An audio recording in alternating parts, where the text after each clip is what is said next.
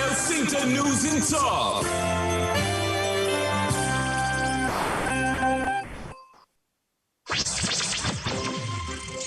Wartawan Elsinta tidak menerima imbalan dalam peliputan berita.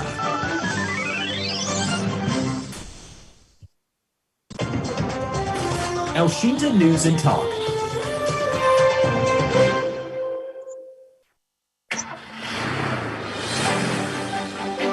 Ekspedisi Elsinta jelang mudik Lebaran 2022.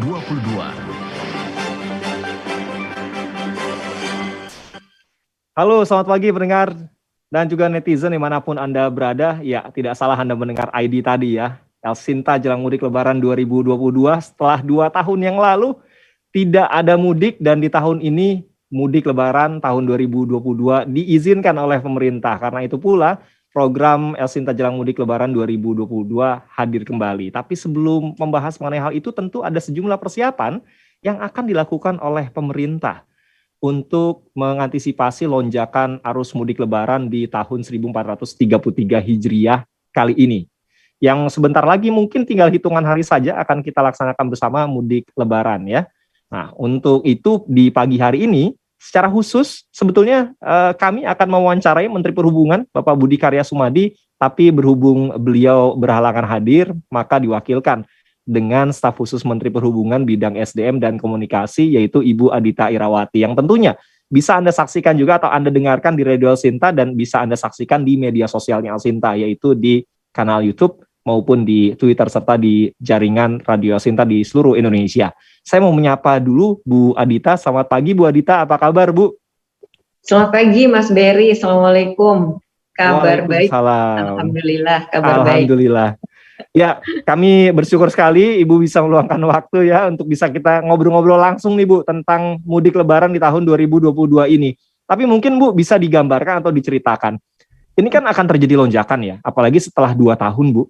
Arus mudik itu tidak dilakukan dan tahun ini merupakan momentum bagi masyarakat pendengar Elsinta akan mudik Lebaran. Nah, tapi diperkirakan apakah semuanya ini akan meledak Bu? Artinya semua moda transportasi akan dipergunakan oleh masyarakat. Lalu bagaimana antisipasi dari Kemenhub?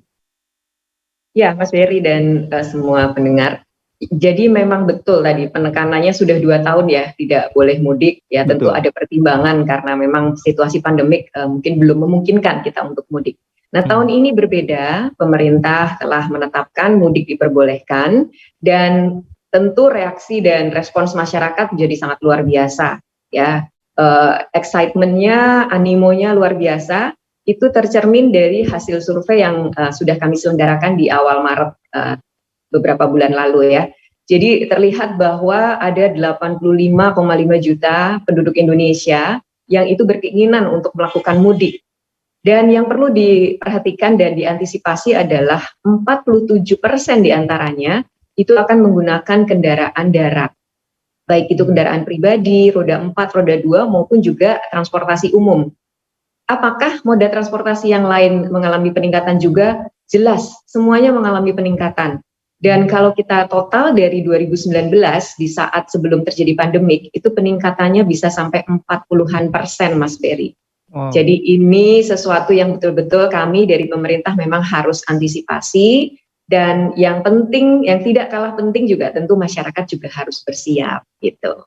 Gitu kira-kira. Nah, antisipasinya apa? Nah, ini karena kita melihat untuk kendaraan darat atau angkutan jalan ini akan mengalami peningkatan yang paling tajam. Tentu kita fokus ada di transportasi jalan ini.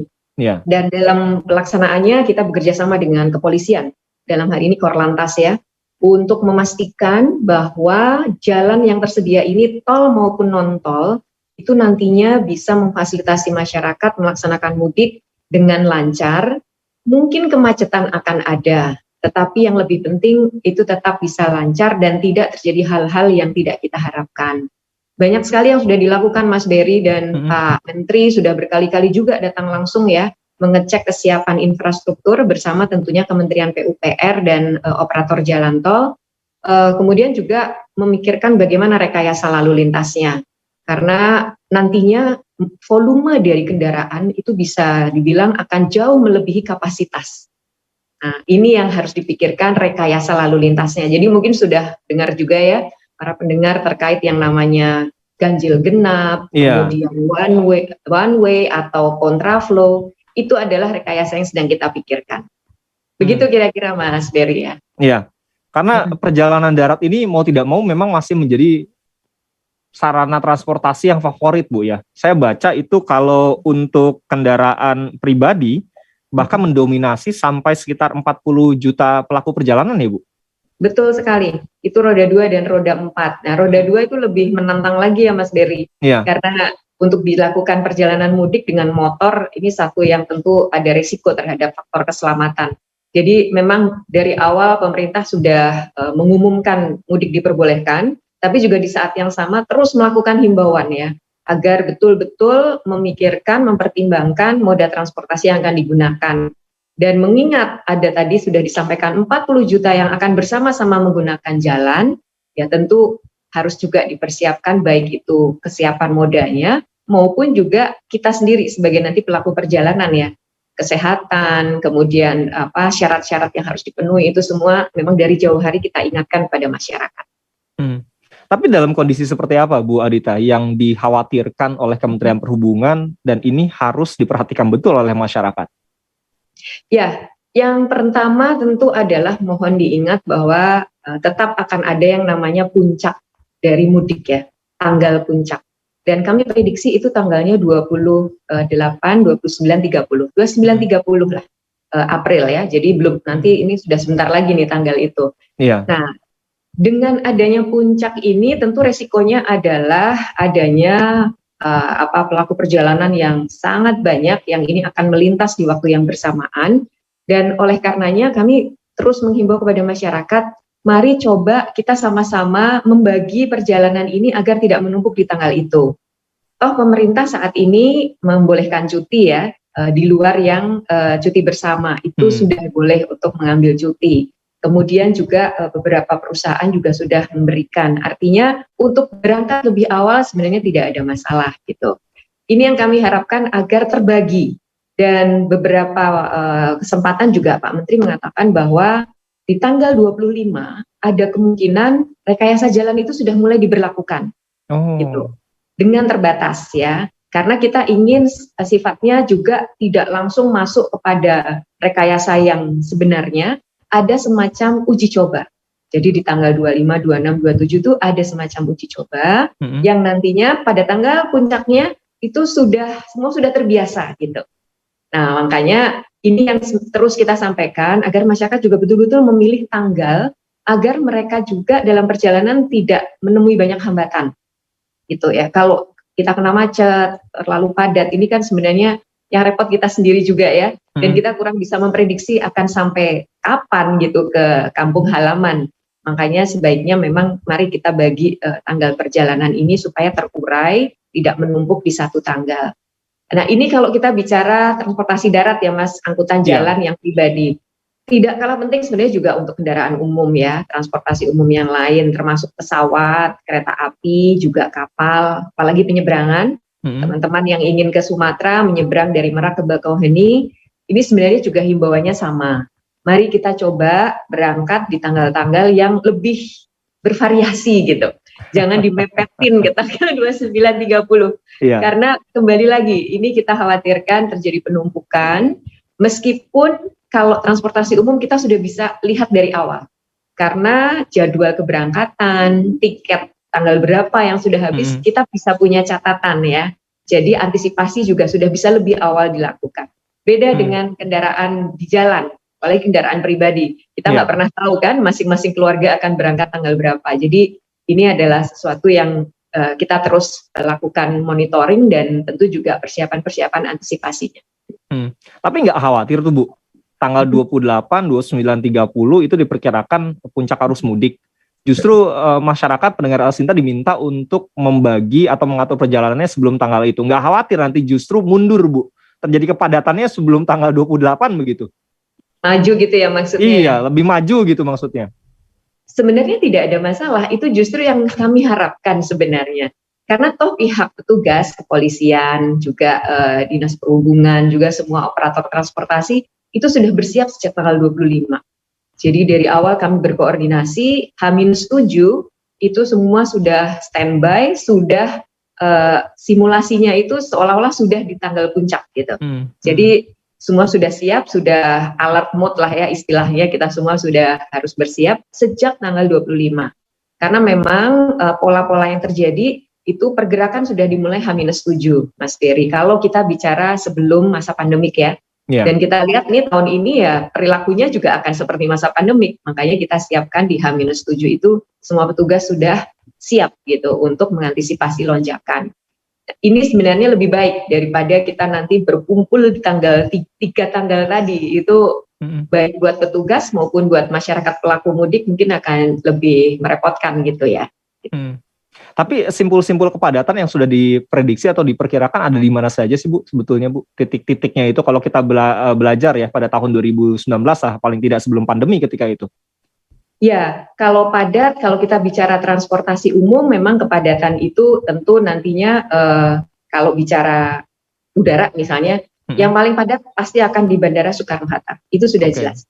Karena pelaku perjalanan yang berasal dari Jabodetabek kita perkirakan itu angkanya mencapai hampir 14,5 juta dari Jabodetabek ya, dan itu menggunakan berbagai macam moda transportasi umum.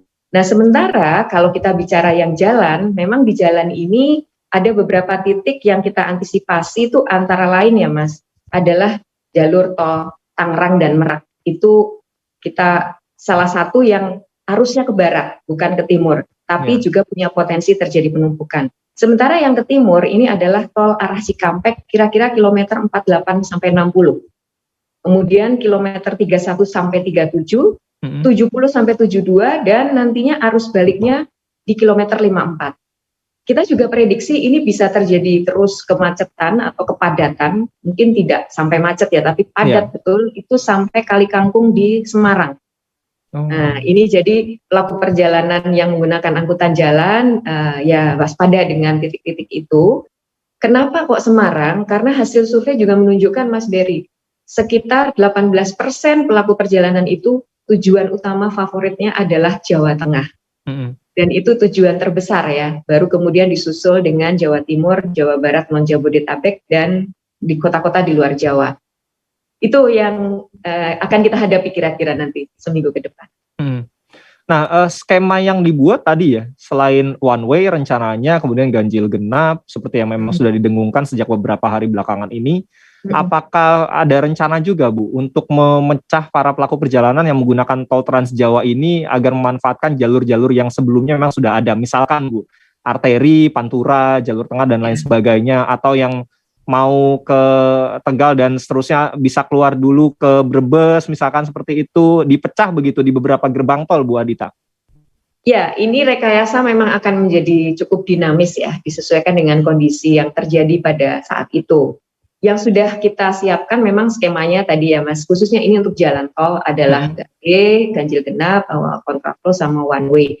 Hasil dari kajian yang kami lakukan bersama PT Jasa Marga selaku operator tol, dan juga bersama Kementerian PUPR, ternyata satu rekayasa saja, katakanlah hanya one way gitu ya, itu masih belum bisa mengurangi kepadatan. Masih tetap potensi terjadi kepadatan bahkan kemacetan yang panjang. Maka sangat tidak tertutup kemungkinan rekayasanya itu dilakukan bersamaan dua rekayasa gitu. Bisa one way bersama dengan ganjil genap atau bersama skema yang lain. Nah kembali, tapi memang ini jam atau waktunya akan diatur berdasarkan pola-pola yang kita amati akan terjadi penumpukan. Itu akan diatur jam tertentu saja, tidak 24 jam. Nah tentu ketika diberlakukan akan ada yang namanya limpahan masuk ke jalan arteri ya, dan juga masuk ke kota-kota dengan menggunakan jalan nasional. Nah bahwa nanti akan dilakukan secara sengaja dan secara proaktif dibelokkan masuk ke beberapa jalan nasional, memang akan sangat situasional nih Mas Berry. Kita melihat ya kalau semua masih kondusif di jalan tol, kita tentu masih akan terus semuanya di tol nggak apa-apa gitu ya. Betul, karena juga sebenarnya melimpahkan ke jalan nasional ada konsekuensinya ya. Ini jalan nasional kan juga jalan yang digunakan oleh masyarakat lokal, oleh kendaraan roda 2, oleh kendaraan-kendaraan yang tidak boleh masuk ke tol, seperti kendaraan barang yang mengangkut barang-barang tidak esensial. Di H-2 dan H+2 itu tidak diperbolehkan masuk tol. Jadi ini yang juga harus diantisipasi, jangan sampai maksud kita mengurai jalan tol menimbulkan masalah baru nanti di jalan nasional. Ini yang sedang kami juga terus pertimbangkan dan tentu situasinya nanti sangat tergantung dari dinamika di lapangan. Begitu Mas Ferry. Iya, ini sebelumnya saya sempat juga mendapatkan banyak masukan, Bu. Kami dapat banyak masukan dari pendengar ya, yang melakukan perjalanan mudik rencana di tahun ini. Ada beberapa usulan, misalnya adalah ketika memang nanti di istilah para pendengar adalah dibuang, Bu, dibuang ke arteri, mohon itu juga diberikan petunjuk. Jalur-jalur kemana saja yang mereka bisa tempuh ya, ketika sudah di arteri, mau ke Bandung, mau ke Jawa Tengah, Jawa Timur, itu mohon diberi petunjuk jalan atau ditempatkan petugas-petugas supaya mereka ya terutama ya yang mungkin tidak mengandalkan peta digital ini bisa juga tahu jalurnya ke arah mana. Yang kemudian berikutnya adalah soal rencana ganjil genap ya yang tidak diterapkan 24 jam. Ada juga pertanyaan, berarti kalau tidak 24 jam di jam-jam yang tidak diterapkan boleh dong kendaraan yang tidak sesuai, misalkan tanggalnya tanggal ganjil ya tanggal genap, kalau jalannya di dini hari nggak masalah dong, seperti itu. Mungkin bisa dijawab atau dijelaskan Bu mengenai kondisi-kondisi yang dipertanyakan oleh pendengar tadi. Ya, yang pertama masukannya bagus sekali Mas. Jadi kami tentu akan sampaikan ini kepada pihak kepolisian yang nanti akan menjadi pengawas di lapangan ya. Menurut saya itu bagus sekali ya untuk membantu masyarakat juga, karena belum tentu kota yang dia masuki adalah kota yang familiar dan juga betul. Belum tentu ya membawa digital maps tadi seperti kata Mas Berry. Terima kasih masukannya. Nah, yang kedua mengenai jam, gage dan sebagainya. Ya otomatis sebenarnya jika kemudian pada jam itu tidak berlakukan, ya tentu boleh melintas. Nah, tetapi mungkin yang harus dipertimbangkan kan ada masanya, ada jamnya. Ya harus diperhitungkan, jangan sampai nanti ketika jamnya diberlakukan lagi ternyata masih ada di dalam, nanti tentu akan jadi target untuk istilahnya tadi dibuang ya. Dibuang. Untuk keluar gitu dari jalan tol. Itu sih, jadi artinya memang kami juga berharap masyarakat sendiri bersiap dan memperhitungkan betul berbagai situasi. Tentu informasi-informasi akan terus diupdate ya oleh pihak pemerintah dan tentu juga akan dibantu pastinya salah satunya oleh El Sinta ya dengan ekspedisinya ini kan sebenarnya salah satunya juga untuk memberikan updates yang continue kepada masyarakat. Jadi ini yang juga kami harapkan, tetap waspada, tetap mencari informasi dan ya tadi jauh hari kalau bisa sudah mempersiapkan seperti apa itu perjalanan yang akan dilakukan. Kami buka ruang juga ya untuk Anda pendengar yang mau bertanya langsung dengan Bu Adita, tapi saya buka via SMS, WA dan juga di media sosial, karena seperti saya sampaikan tadi di awal, kami juga live streaming di media sosialnya Sinta.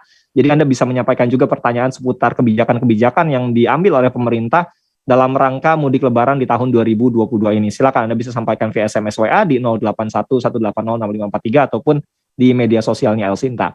Nah, koordinasi seperti apa sih Bu yang akan dilakukan oleh Kementerian Perhubungan dengan pihak polisian atau dinas perhubungan di daerah-daerah ya untuk mengantisipasi kedatangan para pemudik-pemudik ini yang melintas tidak hanya di tol tapi juga datang ke daerah tujuan seperti Jawa Tengah, Semarang tadi salah satu tujuannya. Ya koordinasinya sudah kita laksanakan sejak jauh hari, sejak hari pertama setelah Pak Presiden mengumumkan bahwa mudik ini diperbolehkan ya. Karena kita sebelum melakukan survei pun sudah memprediksi akan terjadi lonjakan karena antusiasme masyarakat. Nah, koordinasinya ya bermacam-macam nih Mas, bentuknya ya dan substansi yang dibahas. Tetapi memang yang paling intensif adalah dengan kepolisian.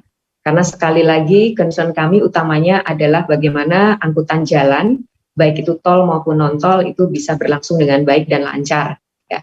Kalau dengan operator transportasi umum, itu sudah kami laksanakan beberapa kali kunjungan dengan melakukan yang istilahnya ramcek ya.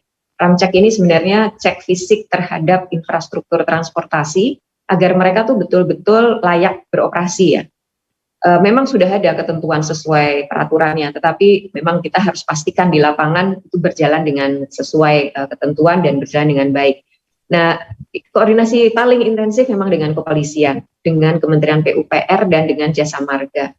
Itu kita berhari-hari duduk bersama, simulasi, kalkulasi, karena semua harus berbasis data ya. Berbasis data dari lalu lintas kendaraan yang setelah sehari-hari melintas ditambah dengan prediksi lonjakan selama Lebaran. Kita belajar dari pengalaman sebelum pandemik dan itu juga yang kemudian menjadi acuan kami untuk melakukan kajian dan analisis. Makanya tadi saya bilang bahwa hasil dari kajian ternyata kalau rekayasanya hanya satu macam itu ternyata belum bisa mengatasi kepadatan. Jadi memang harus dipikirkan beberapa yang lain. Nah, hal-hal semacam itu Mas Berry yang kami lakukan. Dan kami juga sangat senang ya karena semua pihak sama-sama punya concern yang luar biasa gitu terhadap mudik tahun ini.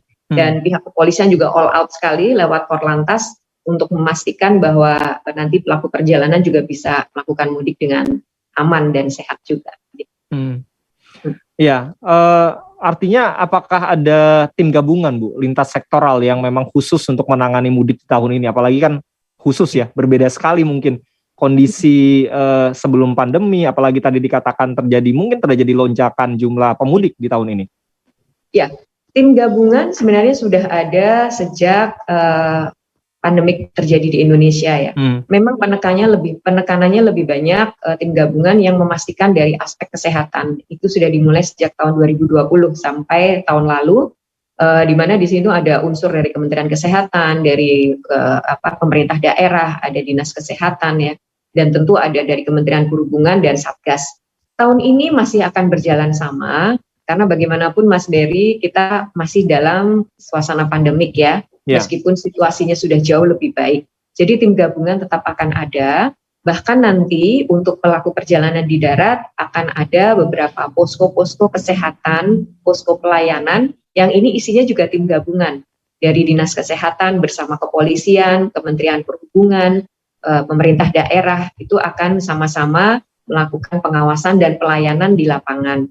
Jadi justru mungkin tahun ini akan menjadi lebih solid karena kita sudah punya pengalaman 2 tahun terakhir dan ditambah tahun ini akan terjadi lonjakan. Sehingga tentu kita semua juga lebih bersiap lagi, lebih intensif lagi koordinasinya dan insya Allah juga nanti di lapangan bisa melakukan tugasnya juga dengan lancar. Syarat-syarat tetap harus dipenuhi Bu ya, terutama bagi para pemudik karena kabarnya nanti akan ada pengecekan secara random ya Bu pada mereka-mereka yang mungkin tidak memenuhi syarat, misalnya belum divaksin booster atau baru vaksin pertama. Bagaimana Bu Adita? Mungkin perlu dijelaskan kembali juga karena masih banyak juga masyarakat atau pendengar yang menanyakan hal ini Bu. Ya begini Mas, jadi yang namanya vaksin diwajibkan, apalagi vaksin booster. Kalau kita lihat sebenarnya kan ini adalah manfaatnya buat pelaku perjalanan sendiri ya. Sudah disampaikan oleh para epidemiolog gitu, kalau sudah booster sebenarnya tingkat imunitasnya akan jauh lebih baik dan tentu tidak punya potensi risiko tinggi untuk memberikan penularan atau tertular. Nah ini yang kami harapkan agar masyarakat ini punya kesadaran diri sejak awal melakukan vaksin. Meskipun mungkin belum vaksin kedua, ya mari sekarang vaksin kedua. Kalau sudah, mari vaksin booster gitu ya. Yang penting vaksin lah gitu. Toh nanti pemerintah memberi kesempatan kalau yang belum vaksin booster ya tetap boleh jalan, tetapi tetap tes. Nah ini yang kami harapkan kesadarannya bisa dilakukan sejak sekarang. Carilah vaksin dan jangan mengandalkan yang nanti ada di simpul transportasi atau ada di posko. Itu yang pertama ya Mas. Nah yang kedua, dengan kesadaran itu sebenarnya pelaku perjalanan darat ini juga janganlah menunggu untuk diawasi atau dicek. Random check itu mungkin saja, tetapi dengan sekitar 40-an juta yang akan melintas Mas, kalau kita lakukan itu khawatirnya terjadi penumpukan baru. Sehingga yang kami harapkan adalah kesadaran dan pemerintah tetap membantu masyarakat menyediakan vaksin jika ketika melintas di rest area atau di posko belum melakukan itu atau ingin tes antigen, kita siapkan. Jadi begitu Mas, pengecekan yang sifatnya random mungkin dilakukan, tetapi tolong masyarakat gak usah nunggu itu, yang penting sekarang sadar, vaksin, jaga kesehatannya, siapkan kendaraannya. Jadi nanti perjalanannya lancar dan kalau memang nanti di tengah jalan butuh bantuan soal kesehatan atau merasa perlu harus divaksin, tapi jangan pengendara ya, jangan pengemudi, kemudinya jangan divaksin. Kita khawatir nanti KIPI atau efek lanjutannya bisa saja nanti mengganggu kondisi gitu. Iya, kalau pengemudinya harusnya sudah divaksin sebelum melakukan perjalanan mudik ya, supaya tidak menimbulkan kipi meriang di tengah jalan. Itu tentu akan mengganggu perjalanan nantinya. Betul sekali. Begitu, Mas. Kita ke beberapa pendengar ya Bu, dan juga netizen yang menyampaikan pertanyaan. Ada via WA, ada via Instagram. Tapi saya mau menyapa dulu yang via telepon Bu. Ada Pak Arnold di Bintaro, Tangerang Selatan. Halo Pak Arnold, selamat pagi Pak. Selamat pagi Mas Berry, terima kasih Mas Berry. Ya, silakan Pak. Ya, apa yang ingin disampaikan? Gini Bu, tadi nggak disebut ya soal masalah bottleneck Bu ya. Bottleneck. Jadi bottleneck itu kan bukan hanya di pintu-pintu tol, tetapi juga di jalur-jalur penyeberangan. Nah, kita sudah banyak pengalaman beberapa tahun seperti penyeberangan dari Merak Bakauheni, itu kan macetnya sampai berkilo-kilometer tuh orang untuk menyeberang. Nah, ini apakah sudah dilakukan simulasi berapa jumlah kapal atau terminal pelabuhan yang bisa dipakai untuk bisa mengantisipasi jutaan pemudik atau ratusan ribu mobil ketika tumpah semuanya di satu tempat gitu Pak ya? Ya, intinya itu. Daerah-daerah yang menjadi bottleneck itu aja. Terima kasih. Terima kasih. Ternyata ada penelpon berikutnya di Bandung, ada Pak Iswanto. Halo Pak Iswanto. Iya, selamat pagi Bu Mary, selamat pagi Bu Adita.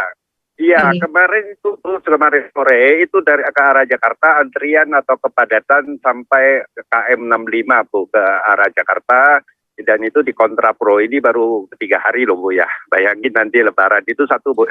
Kedua Bu, nanti mudik saya pikir dimulai itu sudah 23, 24 Bu. Karena 23 itu kan hari Sabtu Bu ya.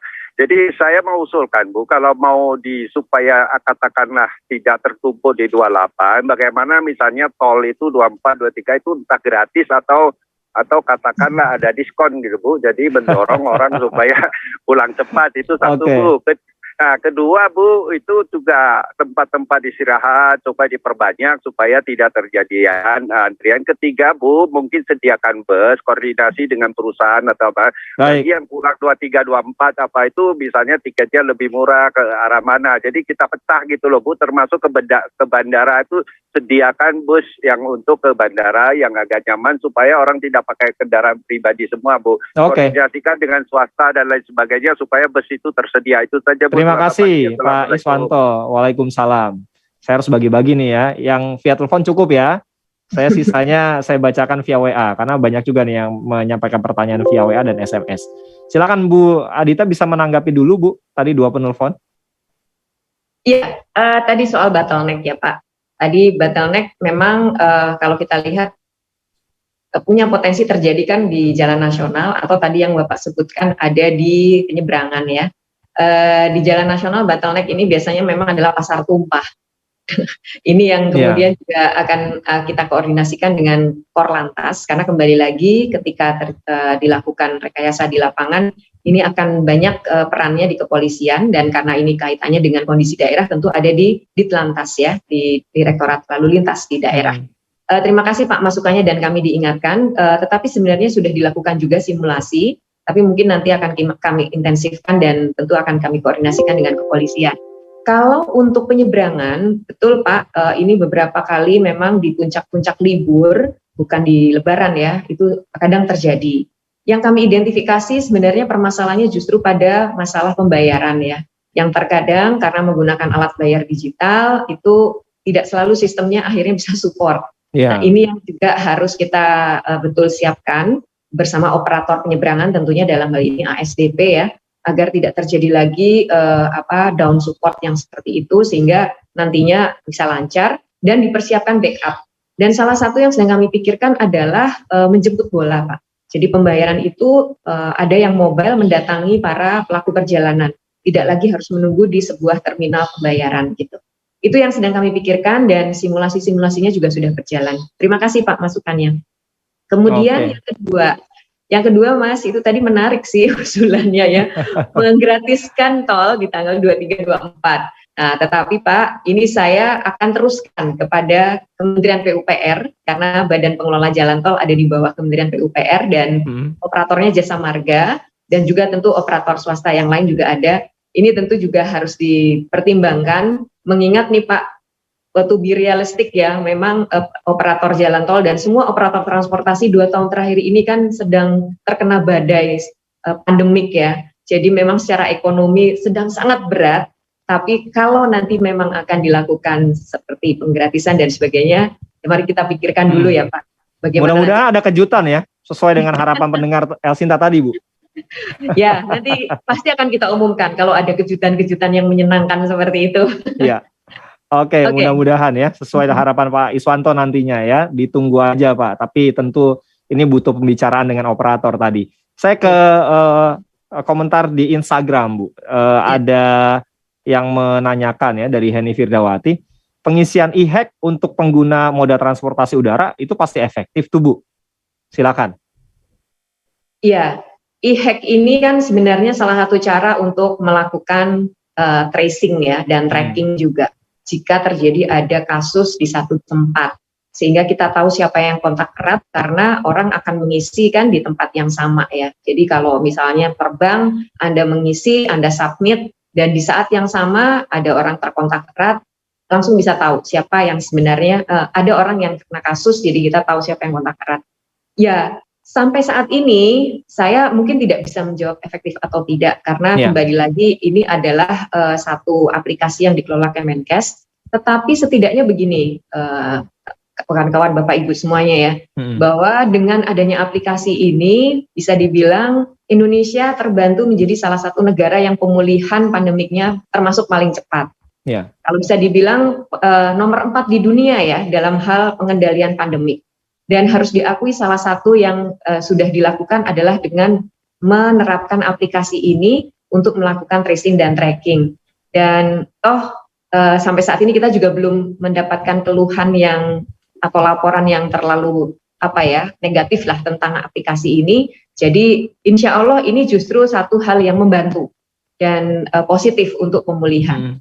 Harapannya sih masyarakat juga tetap bisa disiplin. Meskipun sekarang beberapa tempat secara pengawasannya mungkin sudah tidak seketat dulu karena semuanya sudah digitalize, sudah masuk sistem dan sistem yang nanti akan melakukan monitoring. Itu yang bisa saya sampaikan dan mudah-mudahan tetap konsisten ya Bapak Ibu semua karena ini juga secara ketentuan masih wajib untuk digunakan. Baik, ada juga via WA dari Pak Iwan di Bekasi, mohon Bu diantisipasi untuk arus balik tanggal 7 dan 8 Mei karena pemudik mayoritas akan kembali di tanggal itu. Kemudian juga ada Pak Sutarno, mohon diperhatikan juga Bu Adita untuk kondisi di rest area ya, selalu menimbulkan kemacetan pada saat mudik. Itu yang kadang-kadang juga berimbas ke lalu lintas di ruas tol. Kemudian di Jalan Layang MBZ juga Bu, pertemuan antara jalur atas dan jalur bawah itu juga biasanya menimbulkan kepadatan. Tidak mudik saja, itu padatnya luar biasa. Ini saya pribadi curhat nih Bu. Karena kadang-kadang kena stuck ketika kita mau turun, tiba-tiba stuck pas mau turun karena pertemuan arus tadi ya. Itu kemudian juga dari Ibu Miko, aparat atau petugas terkait paling paham lah bagaimana penerapan aturan agar efektif. Yang penting adalah jumlah petugasnya cukup Bu. Petugasnya juga harus konsisten dan tegas dalam penerapan aturan. Kalau ada yang melanggar juga perlu ditindak ya. Silakan Bu Adita, bisa ditanggapi. Iya, mungkin satu-satu dulu. Ini yang terkait rest area. Betul sekali Mas Berry dan seluruh pendengar bahwa memang rest area ini jadi salah satu isu juga yang kami bahas karena belajar dari pengalaman khususnya 2018 ya. Itu terjadi limpahan pelaku perjalanan sampai ke badan tol dan mengganggu lalu lintas sekali lagi. Ini yang sudah kami bahas bersama Asosiasi Rest Area. Hari Minggu yang lalu kami bertemu dengan mereka langsung di lokasi ya di salah satu rest area dan memang sudah dilakukan beberapa rencana penanganan di mana salah satunya adalah biasanya orang ke rest area kalau nggak kepepet seperti mau ke toilet gitu ya Mas Berry, mereka kalau padat mending nggak usah gitu. Tapi kalau sudah mau ke toilet kan sudah tidak mungkin ditahan. Nah, di sini yang kami akan siapkan mobile toilets juga. Jadi asosiasi ini akan menambah mobile toilets sehingga nanti akan makin banyak dan lebih lancar lagi melayani. Di samping juga akan ada layanan lain yang sifatnya take away. Jadi disarankan take away, tidak parkir terlalu lama dan tidak nongkrong gitu ya terlalu lama karena tentu ini akan menambah padatan gitu. Di samping juga Kementerian PUPR sedang memikirkan tambahan-tambahan rest area yang sifatnya temporary, Mas. Jadi ini kan masih banyak sekarang lokasi-lokasi tol yang rest areanya sangat berjauhan. Ini yang nanti akan kami tambah, tapi sifatnya mungkin temporer. Tadi untuk membantu masyarakat juga gitu. Jadi masuk ke tempat istirahatnya juga makin banyak titiknya. Dan tentu ini harapannya juga menghindari tadi penumpukan orang masuk ke rest area yang itu-itu saja. Begitu Mas Berry kalau untuk rest area. Nah, sementara untuk yang lain tadi termasuk curcolnya Mas Berry, ya ini tentu nanti akan kami bahas ya, kaitannya tentu dengan rekayasanya tadi. Arus balik memang betul Pak, ini tadi satu hal yang harus kami perhatikan dan betul sekali tanggal yang kami identifikasi adalah 8 dan 9 Mei. Kemudian juga titik-titiknya juga sudah kami identifikasi, khususnya tadi di kilometer 54. Jadi ini juga yang sebenarnya kami himbau, baliknya juga jangan satu tanggal gitu. Yeah. Bagaimanapun ini perlu yang kerjasama kita semua sih. Jadi pemerintah tentu bersama kepolisian, kami semua juga sudah memikirkan hal ini. Rekayasa-rekayasa yang akan dilakukan juga sudah dipikirkan, simulasikan juga. Harapannya nih masyarakat juga sama-sama lah kita kerjasama, kita memainkan peran kita masing-masing. Salah satunya kalau buat masyarakat ya mohon hindari tanggal-tanggal puncak. Dari awal kita selalu bilang tanggal puncaknya tanggalnya itu dengan kondisi yang mungkin paling worst case skenario, harapannya semua nanti bisa membagi baik datang maupun pulangnya, gitu Mas. Oke. Imbauan kepada para pemudik sudah sejak awal tadi disampaikan oleh Bu Adita. Imbauan atau hal-hal yang perlu disampaikan juga Bu kepada pengusaha angkutan umum terkait dengan mudik lebaran ini apa saja Bu Adita? Singkat saja mungkin Bu. Ya, salah satunya yang paling penting adalah lakukan rem cek atau pemeriksaan kepada kelayak operasian dari moda transportasinya. Keselamatan tetap nomor 1 ya, keselamatan dari aspek transportasi maupun keselamatan dari aspek pandemik. Itu nomor 1. Jadi protokol kesehatan juga tidak boleh ditinggalkan, meskipun situasi sudah jauh lebih baik, prokes utama, rem cek untuk keselamatan moda transportasi juga yang penting. Selain itu pastikan awaknya sehat, krunya sehat, kondisinya harus dicek mulai sekarang, ya sehingga nanti waktu mengendarai semuanya fit dan bisa membawa penumpang dengan selamat. Begitu Mas. Oke. Nah, karena hari ini bertepatan juga ya dengan rencana peresmian program ekspedisi Elsinta Jelang Mudik Lebaran 2022, sudah ada nih Bu, 2 tim kami juga yang akan melakukan perjalanan ekspedisi selama beberapa hari ke depan. Saya mungkin bisa menyapa dulu, ada Remon ya, Remon Fauzi. Halo Remon. Ya, halo Berry. Remon kayaknya udah di pinggir tol nih ya. Lokasinya di mana nih Remon? Ya, saat ini saya berada di dulunya ini adalah pintu tol Cikarang Utama, di mana ekspedisi Elsinta Jelang Mudik Lebaran 2022 berada di jalan tol Jakarta menuju Cikampek. Oh, oke. Tepatnya di kilometer 29, yang dulunya lebih dikenal sebagai gerbang tol Cikarang Utama yang Cikarut ya. Tidak hanya di tol Jakarta Cikampek, nanti ada beberapa lokasi juga, tapi kali ini yang kami hadirkan selain di Jakarta Cikampek, di tol Semarang, di kilometer 429 ya, di sana ada Yuniar juga. Halo Yuniar. Halo Berry, selamat siang. Selamat pagi menjelang siang ya, kayaknya udah berpanas-panas ria ya. Puasa-puasa ini panas-panas ya, seperti sekarang ya. Ya, mungkin Remon bisa memberikan gambaran apa sih yang sebetulnya akan dilakukan oleh tim ekspedisi Elsinta, terutama untuk Remon yang nanti akan bertugas ya, mungkin memantau bagaimana lokasi di tol Jakarta Cikampek atau di ex gerbang tol Cikarang Utama ini, Remon. Ya, Berry, di mana diinformasikan sebelumnya, di mana diperkirakan volume kendaraan yang akan melintas di sepanjang tol Trans Jawa akan didominasi oleh para pemudik Lebaran 2022 yang berasal dari ibu kota Jakarta dan Jabodetabek, di mana pihak terkait akan melakukan rekayasa lalu lintas pada arus mudik maupun arus balik, dan diperkirakan puncak arus mudik 2022 akan terjadi pada tanggal 29 hingga 30 April mendatang, dan puncak arus balik akan terjadi pada tanggal 8 Mei 2022.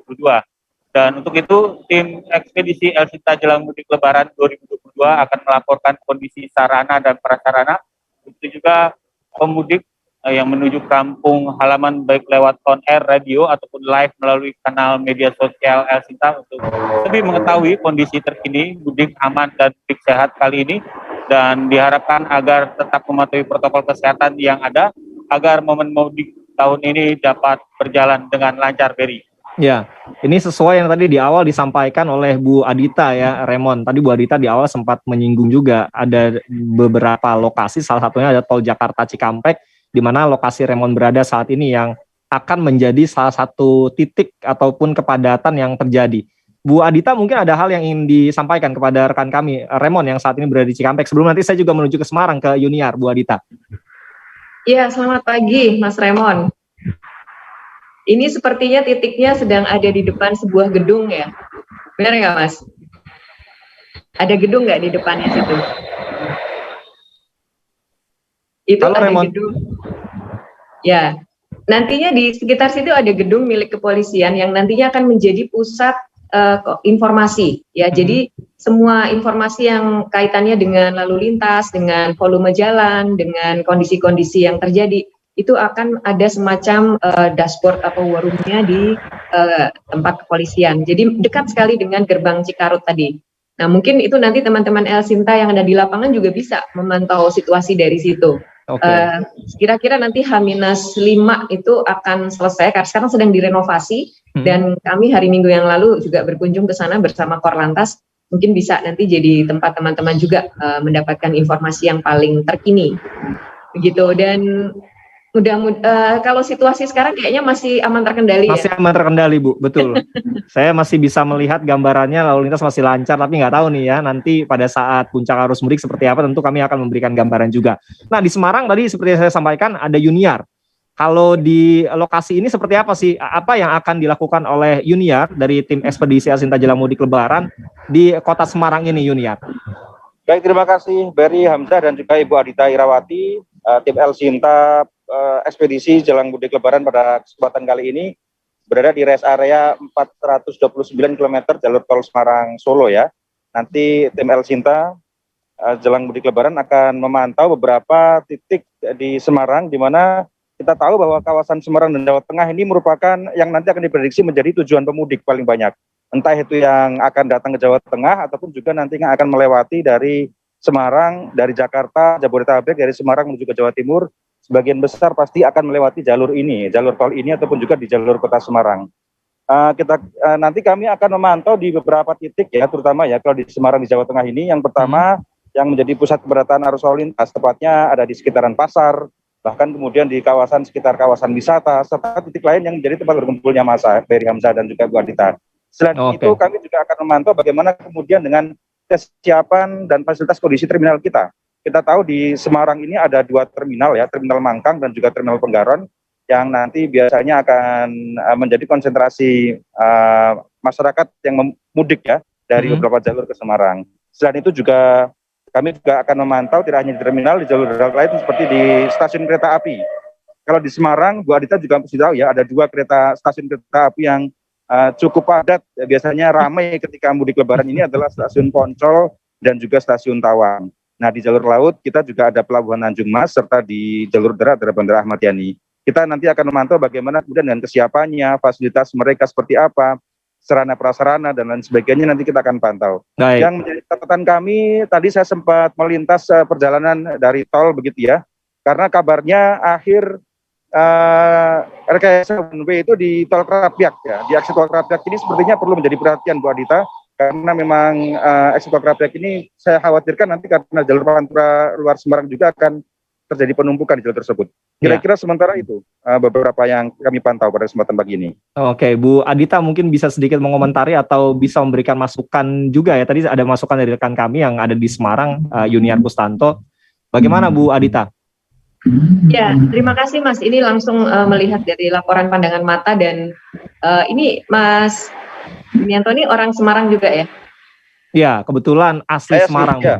Nah, kalau asli Semarang malah jadi pas ya, merasakan sendiri sehari-hari seperti apa. Jadi saya rasa tadi masukan berharga Mas, nanti yang akan kami tentu akan koordinasikan juga dengan kepolisian. Dan betul sekali, ini Semarang mungkin nanti akan lumayan lumayan sibuk ya, Bu? agak kerja keras ya, karena selain jadi tujuan juga jadi tempat melintas, betul sekali Mas. Ini yang sudah diidentifikasi juga, dan semoga sih nanti rekayasa-rekayasanya berhasil lah setidaknya ya, bisa mengurai sehingga nanti yang akan melewati maupun yang akan masuk ke Semarang untuk ke kota lain di Jawa Tengah juga lebih lancar. Begitu Mas Berry, selamat bertugas semuanya. Ya, karena kita sudah berinteraksi langsung dengan 2 tim yang akan bertugas, tidak hanya nanti dari Remon yang akan berada di sekitar tol Jakarta Cikampek dan juga Junior yang akan memantau bagaimana pergerakan arus mudik di Semarang dan Jawa Tengah. Untuk itu dalam kesempatan hari ini kami mohon juga kepada Ibu Adita Irawati yang mewakili Bapak Menteri Perhubungan, Bapak Budi Karya Sumadi, bisa kiranya meresmikan program kami, program Ekspedisi Asinta Jelang Mudik Lebaran 2022. Silakan Bu Adita. Baik, makasih Mas Berry. Saya Adita Irawati, staf khusus Menteri Perhubungan dan juru bicara Kementerian Perhubungan, mewakili Menteri Perhubungan Republik Indonesia, Bapak Budi Karya Sumadi, dengan ini meresmikan program Ekspedisi Elsinta Jelang Mudik Lebaran 2022. Semoga program ini bermanfaat, berjalan sesuai harapan, dan tentunya juga memberikan informasi yang terkini kepada seluruh masyarakat Indonesia, khususnya para pelaku perjalanan mudik. Selamat bertugas, selamat jalan, dan semoga semuanya sukses. Baik, terima kasih Bu Adita Irawati dan pendengar serta netizen. Dengan demikian resmi sudah ya program Ekspedisi Asinta Jelang Mudik Lebaran 2022 akan kami mulai hari ini. Dan tentunya jangan lupa untuk Anda pendengar serta netizen, simak dan dengarkan terus siaran dari Radio Elsinta tidak hanya di seluruh Indonesia, tapi juga layanan live streaming kami di media sosial bisa Anda akses untuk bisa mendapatkan informasi tentang perjalanan mudik Lebaran 2022. Terima kasih sekali lagi kepada Bu Adita, titip salam kami untuk Pak Menteri Perhubungan ya, Pak Budi Karya Sumadi. Mudah-mudahan kita bisa terus bekerja sama dan mengawal terus perjalanan mudik di tahun ini.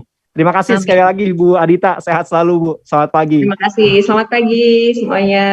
Terima kasih juga untuk Remon dan Junior yang hari ini akan memulai tugas, dan tentunya doakan kami juga pendengar untuk bisa melaksanakan tugas ini dengan baik sampai nanti selesai mudik Lebaran di tahun 2022. Sekali lagi jika Anda juga mungkin punya pertanyaan seputar mudik dan lain sebagainya kepada rekan-rekan kami tim Ekspedisi Asinta Jelang Mudik Lebaran 2022, Anda juga bisa menyampaikan pertanyaan melalui media sosial atau telepon maupun SMS WA di 0811806543. Saya Berry Hamzah menutup peresmian program Ekspedisi Asinta Jelang Mudik Lebaran 2022. Tapi jangan lupa Anda masih tetap bisa mendengarkan Elsinta News and Talk edisi pagi setelah ini.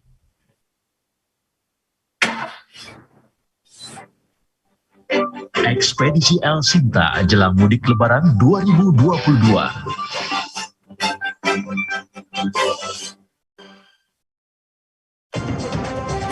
Elsinta News and Talk. Pendengar, pentingnya